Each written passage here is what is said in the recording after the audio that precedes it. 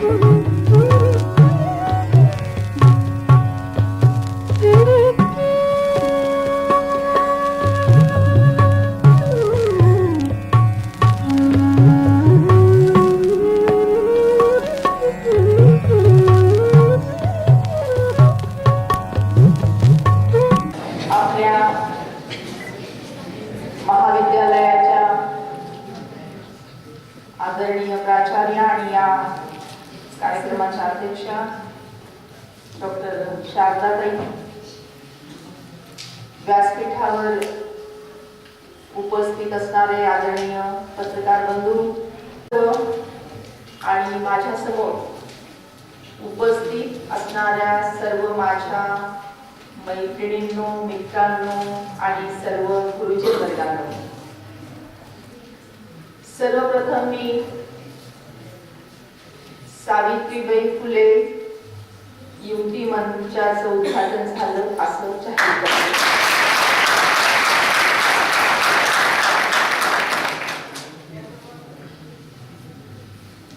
आजचा दिवस हा अत्यंत पवित्र दिवस आहे, मंगल दिवस आहे, पुण्यकारी दिवस आहे.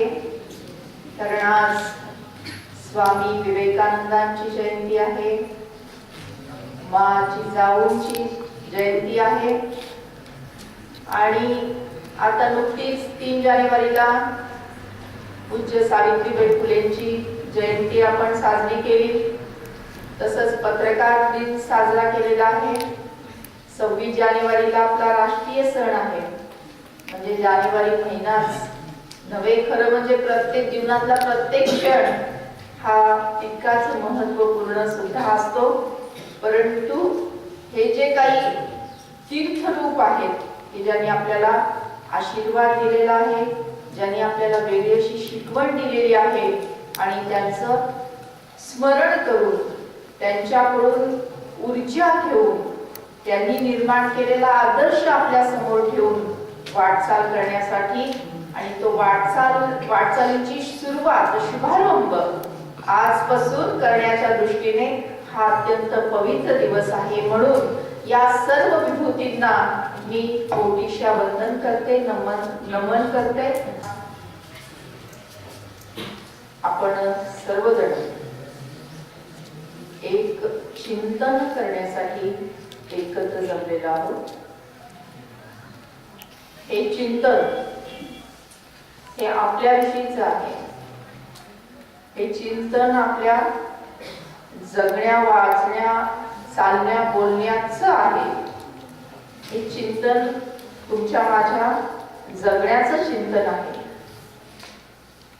आणि हे चिंतन केवळ युवतींच्या कार्यक्षेत्रातलं नाही, तर युवकांच्या सुद्धा कार्यक्षेत्रातलं हे चिंतन आहे. स्वामी विवेकानंदांनी म्हटलं होतं की मला फक्त 100 युवक द्या, जे शरीराने सुदृढ असतील, मनाने खंबीर असतील, वृत्तीने राष्ट्रप्रेमी असतील आणि काहीतरी करून दाखवण्याची इच्छा त्यांच्या मनामध्ये असेल, असे फक्त 100 युवक द्या. त्याद्वारे मी केवळ देश नाही तर जग बदलून दाखवेल. तर अशा प्रकारचं विधान आदरणीय पूज्य स्वामी विवेकानंदांनी केलं होतं. आणि आज आपण पाहिलं भारतामध्ये, तर भारत हा तरुणांचा देश म्हणून ओळखला जातो. इथे तरुणांची संख्या अधिक आहे. एकंदरीत जगाचा अभ्यास केला तर काही देश म्हातारे व्हायला लागलेत, म्हणजे त्यांच्याकडे वयोवृद्ध नागरिकांची संख्या अधिक आहे. काही देशांमध्ये पुरुषांची संख्या अधिक आहे, जसं भारतामध्ये सुद्धा आहे, आणि मुलींची संख्या कमी आहे. आणि आपल्या भारतामध्ये एक चांगला पॉझिटिव्ह पॉइंट आहे की आपल्यामध्ये तरुण आणि तरुणींची संख्या अधिक आहे, म्हणजे युवा पिढीची संख्या अधिक आहे. त्यामुळे ऊर्जा अधिक आहे, शक्ती अधिक आहे, काहीतरी करून दाखवण्याची उमेद असणारी, मनोभाव भावनाही अधिक आहे. आणि हे दोन हात जे आहेत सगळ्या तुमच्या युवकांचे युवतींचे, हे काहीतरी क्रिएशन करण्यासाठी, काहीतरी विधायक कार्य करण्यासाठी तत्पर असणारे हात आहेत. हे जे दोन डोळे आहेत तुमचे, हे काहीतरी अप्रतिम, दिव्य, भव्य स्वप्न पाहण्याचे असे हे नजर आहे. ही नजर स्वप्न पाहणारी नजर आहे. आणि या स्वप्नांकडे घेऊन जाण्यासाठी, कार्य करण्यासाठी जे ज्ञान लागतं, जी ऊर्जा लागते, जी शक्ती लागते, जी एक दिशा लागते, जी एक वाट लागते, जो एक मार्ग लागतो, तो आपल्या भारतामध्ये उपलब्ध आहे. आणि तो मार्ग आहे भारतीय संस्कृतीचा मार्ग. जगाच्या पाठीवर सर्वात उच्च संस्कृती मानली जाते ती भारतीय संस्कृती मानली जाते. सत्य, अहिंसा, अपरिग्रह, दया, क्षमा, शांती, समता, ममता, बंधुता या सगळ्या गुणांची गोळाबेरीज केली तर त्याला भारतीय संस्कृती असं म्हटलेलं आहे. आपल्या भारतीय संस्कृतीने मातृदेवो भव, पितृदेवो भव असं म्हटलेलं आहे की घरात असणारे आई वडील हे देव समान आहेत, देव आहेत. आणि त्यांची सेवा करणं, ईश्वर सेवा करणं सारखं तीर्थरूप, म्हणून आपण आई वडिलांना तीर्थरूप असं म्हणतो. तीर्थक्षेत्राला जाऊन जे पुण्य आपण मिळवतो ते आई वडिलांची सेवा करून मिळू शकते असं सांगणारी ही आपली संस्कृती आहे. ही आपली भारतीय संस्कृती आहे. उच्च संस्कृती आहे. जगाला दिशा देण्याची संस्कृती आहे. आणि शिवाय आपल्याकडे तरुणांची संख्या अधिक आहे, युवा पिढीची संख्या अधिक आहे. म्हणजे ऊर्जा आपल्याकडे आहे, शक्ती आपल्याकडे आहे, मार्ग आपल्याकडे आहे, संस्कृती आपल्याकडे आहे. मग आपला देश महासत्ता व्हायला काय वेळ लागणार आहे? वेळ लागायलाच नको. परंतु एक अडचण निर्माण झालेली आहे. ही अडचण अशी की सामाजिक समरसता ही राहिलेली नाही. मग सामाजिक समरसता कुठे कुठे आपल्याला कमी पडताना दिसतीये. गरीब आणि श्रीमंतांमध्ये समरसता राहिलेली नाही, लहान थोरांमध्ये समरसता राहिली नाही, स्त्री आणि पुरुषांमध्ये समरसता राहिलेली नाही, दोन जातीमध्ये, दोन संप्रदायांमध्ये जी समरसता आवश्यक आहे ती राहिली नाही. त्यामुळे विचार विखुरले गेले, माणसं विखुरली गेली, समुदाय विखुरले गेले. जसं समुद्रात जाणाऱ्या जहाजाला जर खूप छिद्र पडली तर त्याला बुडण्याची भीती असते. मग ते जहाज कितीही भक्कम असलं, विशाल असलं, मजबूत असलं तरी पण त्याला छिद्र जितकी जास्त पडतील तितकी जास्त जहाज डुबण्याची भीती निर्माण होते. तसं आता इकडे हे जे काही सगळे छिद्र आपल्याला पडले दिसतात आहे, जिथे सामाजिक समरसता आपल्याला दिसत नाहीये, तर त्यापैकी जो एक प्रश्न आहे त्या प्रश्नाबद्दल थोडस 20-25 मिनिट आपण चिंतन करूया. तो एक प्रश्न आपण घेऊयात की स्त्री पुरुष समानता, समरसता इथे खंडित झालेली दिसती आहे.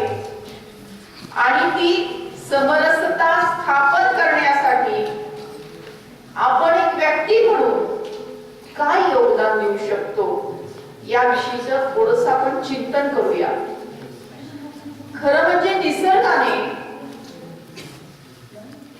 स्त्री आणि पुरुष याच्यामध्ये भेदभाव केलेला नाहीये.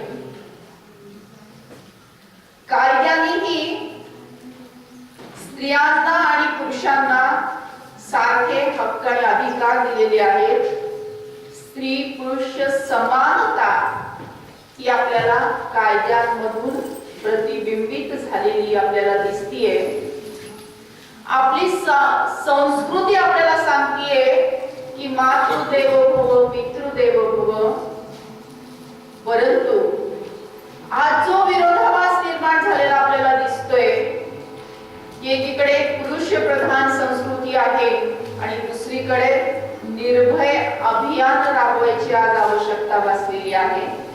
निर्भय कन्या अभियान हे नव्याने निर्माण झालेलं आहे, कारण आज स्त्रिया मुली सुरक्षित नाहीत असं आपल्याला दिसतंय. आज आपल्याला पोलीस स्टेशन मध्ये खास व्यवस्था करावी लागते की असं छेडछाड प्रतिबंधक पथक निर्माण करण्याची आज आवश्यकता निर्माण झालेली आहे. मग दिल्लीचा तो वाईट प्रसंग घडला, त्यानंतर कायद्यांमध्ये अनेक सुधारणा झाल्या, कायद्याची कडक अंमलबजावणी होऊ लागली. तरी पण ज्या घटना घडत होत्या आधी त्यापेक्षा दुप्पट घटना घडतात. हे वृत्तपत्रात मी बातमी वाचली याविषयी, त्याचा अहवाल प्रकाशित झालेला होता. मग हे सगळं जे निर्माण झालेलं आहे, का स्त्रिया असुरक्षित झाल्या, हा दिल्लीचा प्रसंग घडल्यानंतर एक समिती स्थापन झाली. त्या समितीने त्याचा अभ्यास केला आणि अभ्यास केल्यानंतर तो अहवाल प्रसिद्ध झाला. त्यातलं पहिलं कारण म्हणजे स्त्रिया ज्या असुरक्षित झालेल्या आहेत त्याचं पहिलं कारण त्यांनी नोंदवलं ते म्हणजे वाढत्या स्त्री भ्रूण हत्या. मी तुम्हाला सांगितलं की निसर्गाने खरं म्हणजे जगाच्या पाठीवर हे दोन्ही जे आहेत स्त्री आणि पुरुष दोघांनाही वेगवेगळी शक्तीस्थळ बहाल केलेली आहेत. स्त्रियांकडे काय दिले तर मातृशक्तीचा आविष्कार दिलाय, निर्माण करण्याची क्षमता दिलेली आहे. पुरुषांकडे काय दिलेलं आहे तर धाडस दिलंय, पराक्रम दिलाय, नेतृत्व दिलंय, कणखरपणा दिलेला आहे. आणि हे दोन्ही सद्गुण जेव्हा एकमेकांच्या सोबत असतील, दोन्ही सद्गुण जेव्हा एकमेकांच्या सोबत राहून काम करायला लागतील तेव्हा सामाजिक समरसता त्या अर्थाने निर्माण होणार आहे. पण दोन्ही पण सद्गुण ही एकमेकांना पूरक असणारी ही सद्गुण आहे. माझ्या एका कवितेतून हा विषय मी मांडलेला आहे. कवितेचं नाव आहे तो आणि ती. तो मंत्र असेल तर ती पूजा आहे. तो म्हणजे पुरुष आणि ती म्हणजे स्त्री. तो मंत्र असेल तर ती पूजा आहे. ती आरती असेल तर तो प्रसाद आहे. तो मंत्र असेल तर ती पूजा आहे. ती आरती असेल तर तो प्रसाद आहे. तो मेंदू असेल तर ती बुद्धी आहे. तो विचार असेल तर ती कृती आहे. तो माणूस असेल तर ती माणुसकी आहे. तो संस्कार असेल तर ती संस्कृती आहे. तो दसरा असेल तर ती दीपावली आहे. आणि तो तिळगुळ असेल तर ती संक्रांत आहे.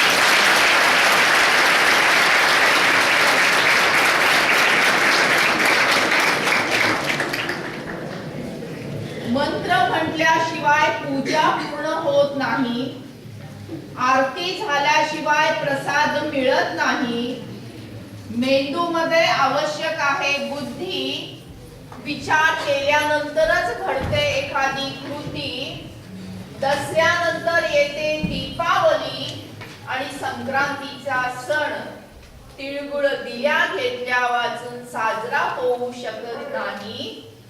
असं असतं स्त्री आणि पुरुषांचं नातं. एकमेकांसमवेत असेल तर निर्माण होतं पूर्णत्व, नाही तर ते असतं अधूर अधूर अधूर.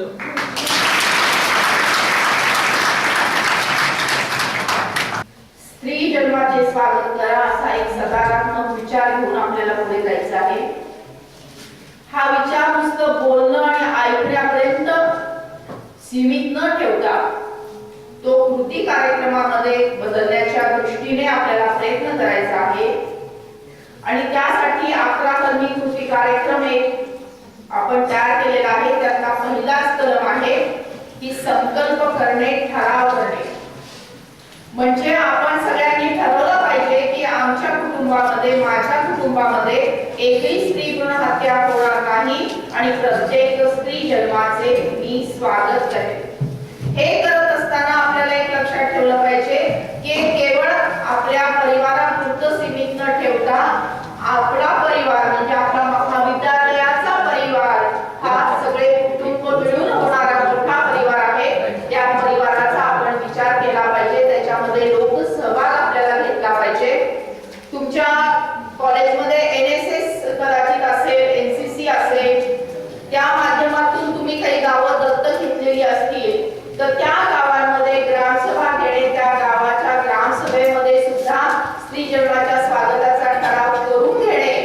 तसंच आपल्या महाविद्यालयामध्ये पण अशा प्रकारचा ठराव घेणे की आमच्या कुटुंबामध्ये, आमच्या विद्यार्थी विद्यार्थिनी आणि गुरुजनांच्या कुठल्याही कुटुंबांमध्ये एकही स्त्री भ्रूण हत्या होणार नाही, प्रत्येक स्त्री जन्माचे आम्ही स्वागत करू। आणि दुसरा त्याच्यामध्ये प्रत्येकाचं कॉन्ट्रिब्युशन असणं आवश्यक आहे। त्यासाठी आपल्याला एक कन्या जन्म आनंद सोहळा छोटेखानी आपल्याला करायचा आहे। तर आपण युजुअली पाहतो की मुलाचा जन्म झाला की पेढे वाटले जातात, आनंद व्यक्त केला जातो, पण मुलीचा जन्म नाकारला जातो। आईपासून सगळेजण उदास आणि निराश होतात। हा उदासपणा आपल्याला काढून टाकायचा आहे आणि त्या जागी आनंदाची पेरणी आपल्याला करायची आहे। ते कशा प्रकारे करायची तर कन्या जन्म आनंद सोहळा साजरा करायचा आहे। म्हणजे मुलीला झपलं घ्यायचे, आईची खणा नारळाने ओटी भरायची आहे आणि सासूबाईंना सुद्धा फूल आणि नारळ देऊन त्याचा सन्मान करायचा आहे। अशा प्रकारचा आनंदाची पेरणी कन्येच्या जन्माच्या स्वागतासाठी करण्याची सवय, संस्कार आपल्याला प्रथा, अशी चांगली प्रथा आपल्याला निर्माण करायची आहे आणि त्यासाठी सगळ्यांचा सहभाग त्याच्यामध्ये आवश्यक आहे। तो सहभाग आपण 1 रुपयाच्या माध्यमातून देऊ शकतो आणि त्याला 1 रुपयाची जादू योजना असं म्हटलं जातं। आपल्या या महाविद्यालयामध्ये जवळपास 1,500 विद्यार्थी विद्यार्थिनी आहेत असं मला मॅडमनी सांगितलं। तर या 1,500 कुटुंबियांमध्ये जर मुलीचा जन्म झाला तर प्रत्येक विद्यार्थी विद्यार्थिनींनी 1-1 रुपये कॉन्ट्रिब्युशन करायचं, मिळून 1,500 रुपये जमा होतील आणि त्या 1,500 रुपयामध्ये आता मी सांगितल्याप्रमाणे कन्या जन्म आनंद सोहळा हा साजरा करायचा आहे। तर अशा प्रकारे चांगला संस्कार, चांगला पायंडा आपल्याला पाळायचा आहे। तर अशा प्रकारचा ठराव घ्यायचा आहे का? 1 रुपयाचे कॉन्ट्रिब्युशन सगळे देणार का? हात वर करा। 100% हात वर आलेले आहेत। व्हेरी गुड, छान। आणि गुरुजनांचे दोन्ही हात वर आलेले, आपण टाळ्यांनी त्याचं स्वागत करूया।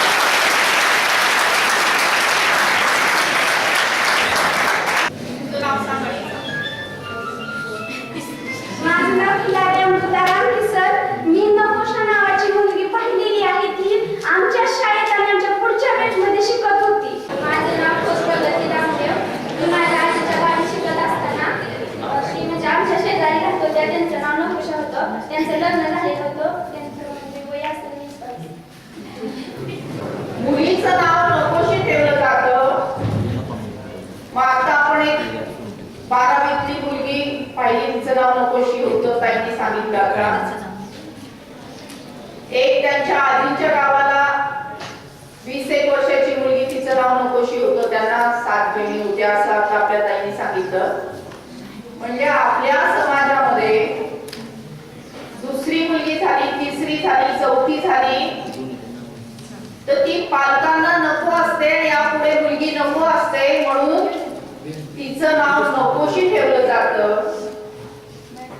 मग जिला आयुष्यभर नुसतं नको नको म्हटलं जातं, तिच्या घरचेच लोक तिला नको म्हणत असतील, नाकारत असतील, शाळेमध्ये तिचं नाव नकोशी असेल, जेव्हा ती परीक्षा देईल, पास होईल, तेव्हा तिला सर्टिफिकेट नकोशी नावाचं मिळत असेल, जेव्हा तिचं लग्न होईल तेव्हा तिचं नाव नकोशी असेल, सगळेजण सासरची मंडळी तिला नकोशी म्हणत असतील, म्हणजे जी माहेरी नकोशी आहे, सासरी गेल्यानंतर ती दुप्पट नकोशी होणार आहे, तेव्हा ती असा विचार करेल की आयुष्यभर मला एक मुलगी म्हणून दुय्यम वागणूक मिळाली, एक मुलगी म्हणून उपेक्षित जीवन मिळालं, एक मुलगी म्हणून मला घरच्यांपासून सगळ्यांनी नाकारलं.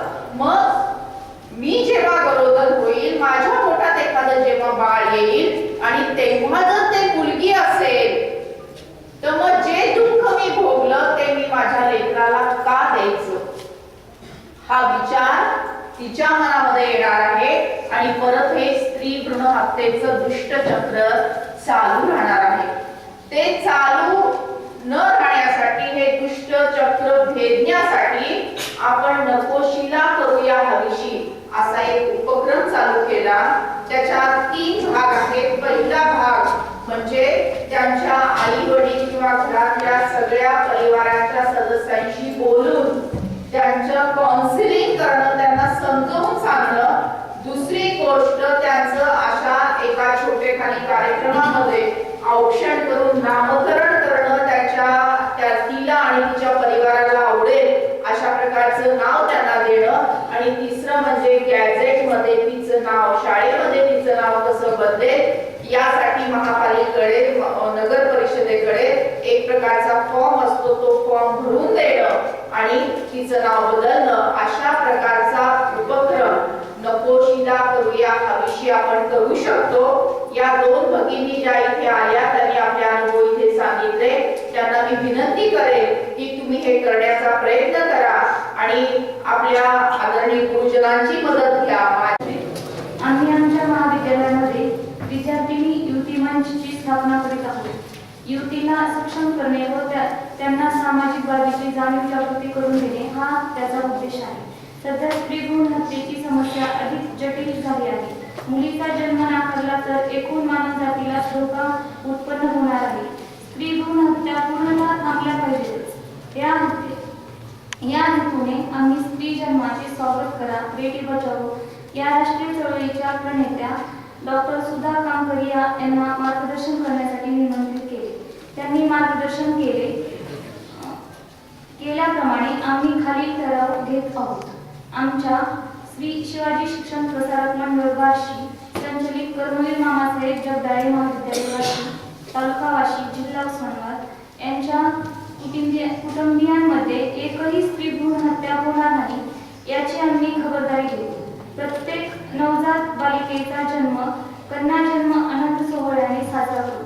त्यासाठी 1 रुपयाची जादू योजना राबवू असा ठराव आम्ही सर्वांमध्ये घेत आहोत.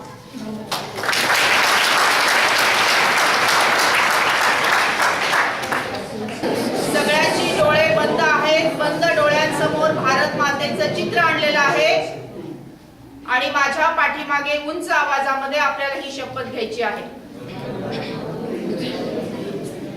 भारत माझा देश आहे, सारे भारतीय माझे बांधव आहेत. माझ्या या देशात स्त्री पुरुष समानता नांदावी यासाठी मी सदैव प्रयत्न करेन. स्त्री एक महान शक्ती आहे. ती अनंत काळची माता आहे. मुलगा वंशाचा दिवा असेल तर मुलगी वंशाची पणती आहे. तिचा आदर सन्मान मनापासून करणे हे माझे कर्तव्य आहे. मी हुंडा देणार नाही. मी हुंडा घेणार नाही. मी स्त्री भ्रूण हत्या करणार नाही. करू देणार नाही. मी स्त्री जन्माचे स्वागत करेन. त्याविषयी जनजागृती करेन.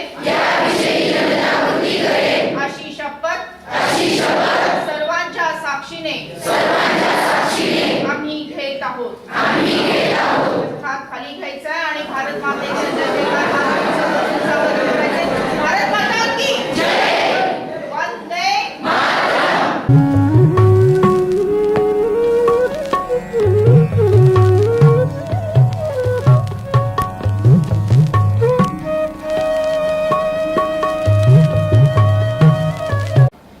माझं नाव समाधान अभिमान घोलप, राहणार तिरखेडा, तालुका वाशी, जिल्हा उस्मानाबाद. मी एक सामाजिक संस्थेशी कार्यरत असून स्वराज्य प्रतिष्ठान तिरखेडा असे या संस्थेचं नाव आहे.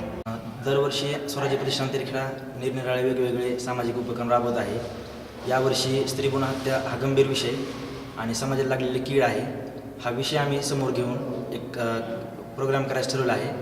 आम्ही आत्ताच आमच्या कॉलेजमध्ये सुधा कांकरे यांचे एक मोलाचे मार्गदर्शन ऐकल्याने आम्ही प्रेरित होऊन दिनांक 1 फेब्रुवारी 2015 ते दिनांक 18 फेब्रुवारी 2015 या दिवसामध्ये वाशी तालुक्यातील जेवढ्या मुली जन्म घेऊ पाहत आहेत त्यांच्या नावे 10,000 रुपये एक रकमे टाकण्याचे आम्ही ठरवले आहे. हा बदल फक्त मॅडमच्या व्याख्यानामुळे झाला आहे असं मी सांगतो. त्यांचे धन्यवाद मानतो. हा कार्यक्रम आम्ही चालू ठेवू असे ग्वाही देतो.